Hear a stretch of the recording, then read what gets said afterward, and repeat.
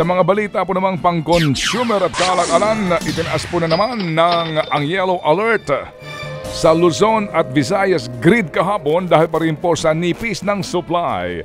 Alauna po pa lamang ng hapon ay sinalalim na sa yellow alert ang dalawang grid. Bagamat tinanggal ng ilang oras ang naturang alert status sa gitna po ng araw. Nagtagal ito hanggang alas 11 sa Luzon at alas 9 ho naman sa Kabisayan.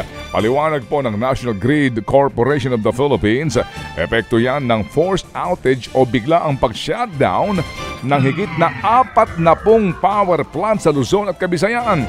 Dahil diyan, 2,000 megawatts daw ng kuryente ang nawala sa grid.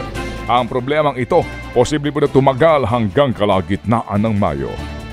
Samantala, sa gitna naman ng kaliwat ka ng pagpalya ng mga planta, hindi raw tatanggalin ng Energy Department ang moratorium sa pagpapagawa ng mga greenfield coal-fired power plants sa Pilipinas. Ayon sa DOE, wala namang rason para tanggalin ito kung may inaasahan namang 4,000 megawatts na dagdag sa kabuuang supply ng bansa. Inaasahang magsisimula ang operasyon para sa 1,200 megawatts sa ikalawang quarter. Ang dagdag pa ng DOE, pwede namang magpatayo na lamang ng liquefied natural gas power plants. Lalo na kung mayroon namang pag-aaral na nagpapatunay na mas reliable nga ito kaysa sa coal plants. Noong taong 2020, nagpatupad ng moratorium ang gobyerno sa coal plants.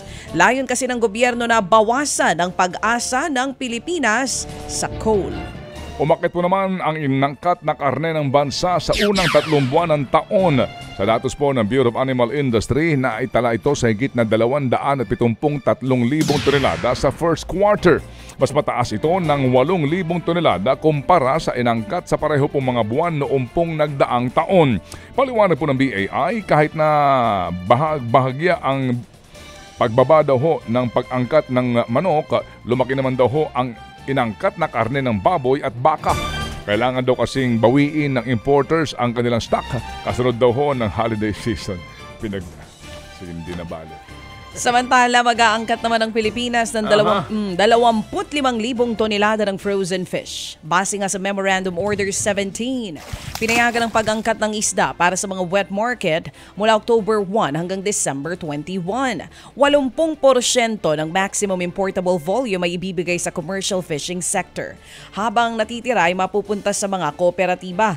Binuksan ito ng Agriculture Department kasunod ng utos ng Pangulong Bongbong Marcos na tanggalin ang non-tariff barriers sa angkat na produktong agrikultura. Umaasa ang gobyerno na mapapababa nito ang presyo ng bilihin.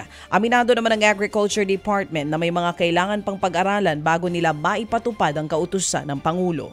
Bagamat daw kasi nagkaroon na ng konsultasyon ng economic managers para rito, kailangan din daw kumonsulta ng Agriculture Department sa mga magsasaka at mangingisda. Alam po namin na kailangang i-review at magkaroon ng consultations pa, especially po doon sa fisheries at sa sugar, dahil alam po natin may separate na mga batas ito, ay baka po humingi kami na karagdagang panahon para po masigurado na lahat po ng proseso, lahat ng detalye ay mapag-usapan. Yan po ang tinig ni DA spokesperson Arnel de Mesa. Sumadsad sa panibago pong record low ang halaga po naman ng piso kontra dolyar noong Huwebes. Ito'y kahapon. Ito po'y nagsirado sa 57.78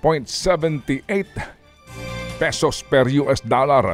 Ito na ang pinakamababang halaga sa loob ng 17 buwan. Pamula po noong nagsarado ito sa 58.19 noong po namang 2022. Ayon po sa isang ekonomista ng Security Bank na si Don Roses, ito po'y epekto ng paglago ng bagong orders para nga po sa capital goods na gawa sa Amerika. Nauna pong sinabi ng Bangko Sentral na ang pagsadsad ng piso hindi indikasyon na humihina ito. Nangyayari lang ho daw ito dahil po lumalakas ang dolyar. Ayan na naman tayo eh. Ted Filon at DJ Chacha ngayon nasa Radyo 5 92.3 News FM Monday to Friday 6 to 10 a.m.